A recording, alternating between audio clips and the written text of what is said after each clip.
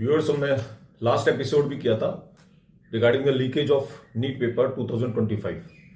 तो leakage of 2025 हमने पहले ही डिस्कस कर चुके हैं। काफ़ी मेजर्स एनटीए ने लिए हैं, वही हम डिस्कस करने जा रहे हैं आज। तो probability of leakage of 2025 NEET paper बहुत कम है, ना के बराबर है, पर फिर भी प्रोबेबिलिटी तो है ही। तो हम डिस्कस करेंगे क्या क्या एक्शंस लिए हैं और क्या प्रोबेबिलिटी बनती है हमारे नीट पेपर के लीकेज के बारे में। सबसे पहले एनटीए ने बहुत सारे स्टेप्स लिए हैं जो मैंने आपके साथ अभी डिस्कस किया है पेपर लीकेज के बारे में। इसमें सबसे इंपॉर्टेंट है की सिक्योरिटी मेजर्स।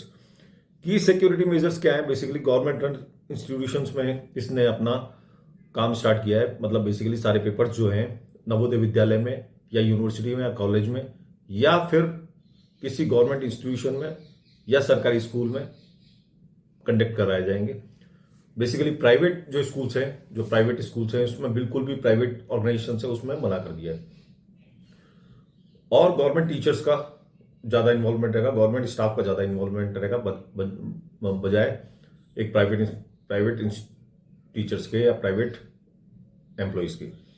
इसके अलावा एनहांस प्रोटोकॉल एंड की सिक्योरिटी मेजर्स उन्होंने लिए। अब उसमें क्या क्या है, जैसे ट्रांसपोर्ट का जो तरीका है, ट्रांसपोर्ट प्रॉपरली सील्ड होगा, कोई भी चीज़ इधर से उधर ट्रांसपोर्ट प्रॉपरली होगा। सेकंड, कोरियर सर्विसेज बहुत स्ट्रांग होगी, बहुत कॉन्फिडेंशियल होंगी सिक्योरिटी सर्विसेज, और सिक्योर्ड कोरियर सर्विसेज होंगी। सील्ड कंटेनर्स होंगे, कंटेनर्स जो होंगे वो प्रॉपरली सील्ड होंगे। और ट्रांसपोर्टेशन का जो तरीका होगा, जीपीआरएस वगैरह सब लगा होगा। तो सील्ड कंटेनर्स बेसिकली आपके सील एनटीए के डिपार्टमेंट ही करेगा, वो खोला भी जाएगा तो प्रॉपर एम्प्लॉयज होंगे जो उसको खोलेंगे, ऑथराइज एम्प्लॉयज होंगे। तो ये दो मेजर्स हैं, एनहांस प्रोटोकॉल एंड की सिक्योरिटी मेजर्स। तीसरा जो सबसे इंपॉर्टेंट स्टेप लेने जा रही है वो है implementation of multi level biometric verification. Biometric verification तो पिछले साल भी था, पर अब हर चीज हर जगह पे आप गेट में घुसेंगे तो जीपीए तो आपके बायोमेट्रिक वेरिफिकेशन होगा, बाय फेस होगा या जैसे भी जो भी तरीका होगा, बाय फिंगर्स होगा। फिर उसके बाद अंदर वो सारा लेते ही हैं, फिंगर थंब इम्प्रेशन वगैरह सारा चेक करके फिर आपको अंदर दिया जाता है, फिर रजिस्ट्रेशन अंदर अलाउ होता है। मल्टी लेवल बायोमेट्रिक वेरिफिकेशन रहेगा कमरों में, इसके इधर उधर रास्ते में, तो आप जिससे कि कोई नया आदमी या नया कोई बंदा उसमें घुस ना पाए, ये उसका पर्पस होगा। और टेस्ट सेंटर्स में बेसिकली ये सब होगा। काउंसलिंग भी होगी और एडमिशंस भी होंगे। काउंसलिंग होगी, आपको तरीके से समझाया जाएगा कि क्या क्या बायोमेट्रिक के आपको जो आपकी वेरिफिकेशन प्रोसेस होगा वो कैसे होगा और कैसे आपको पास करना होगा बायोमेट्रिक वेरिफिकेशन। अच्छा, वीडियोग्राफी भी होगी। इसके अलावा वीडियोग्राफी में क्या होगा कि आपके कमरे में पूरी वीडियोग्राफी होगी।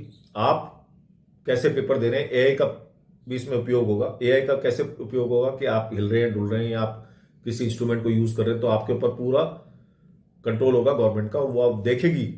मतलब पूरा वीडियोग्राफी होगी और साथ में एआई का जो जो जो उसमें इस्तेमाल होगा, तो आपके अनयूजुअल बिहेवियर जो होता है, जो दाएं बाएं देखना, इधर उधर देखना, वो सब कैच हो सकता है और आप पे एक्शन लिया जा सकता है।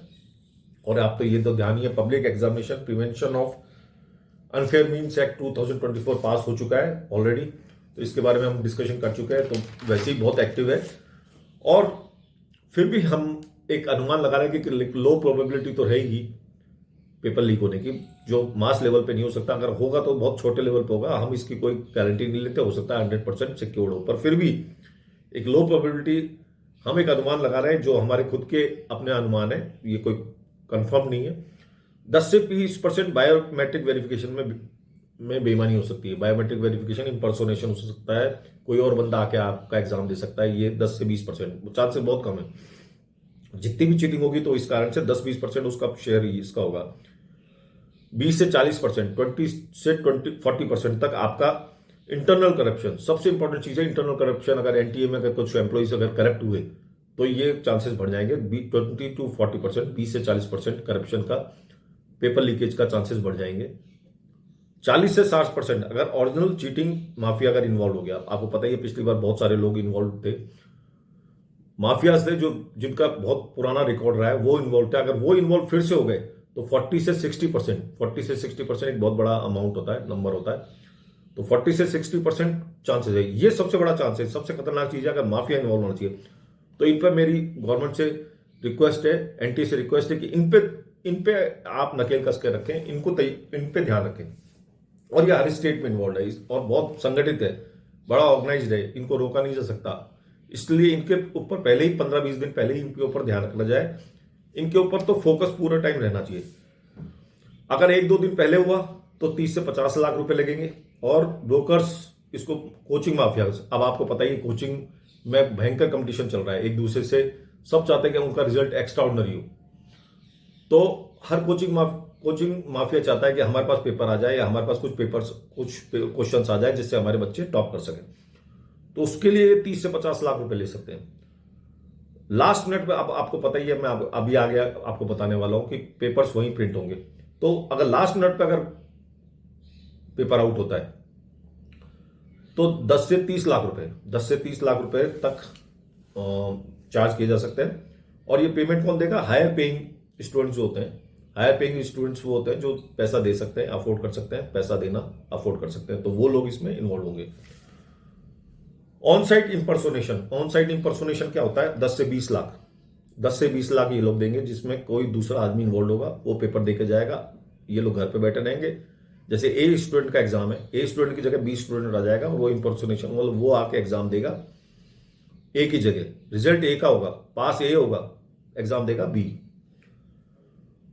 उसके बाद जो फोर्थ तरीका है वो है आपके इक्विपमेंट्स का यूज करना, या कीज जो होती है, आंसर कीज अगर आपने बांट दी, कमरों में बांट दी, तो 5 से 15 लाख रुपए लगेंगे। उसके लिए हिडन डिवाइसेस यूज सकते हैं कानों में। ये वैसे तो सब चीज चेकिंग होगी, पर अगर किसी ने अगर करप्शन फैला या कुछ इस तरह का हुआ तो वो लोग डिवाइसेस यूज कर सकते हैं, या एक की आंसर की सब पूरे कमरे में बांट सकते हैं, जिससे कि बंदा अपना स्टूडेंट अपना सारे आंसर को सही कर दे और पूरे नंबर लिया है।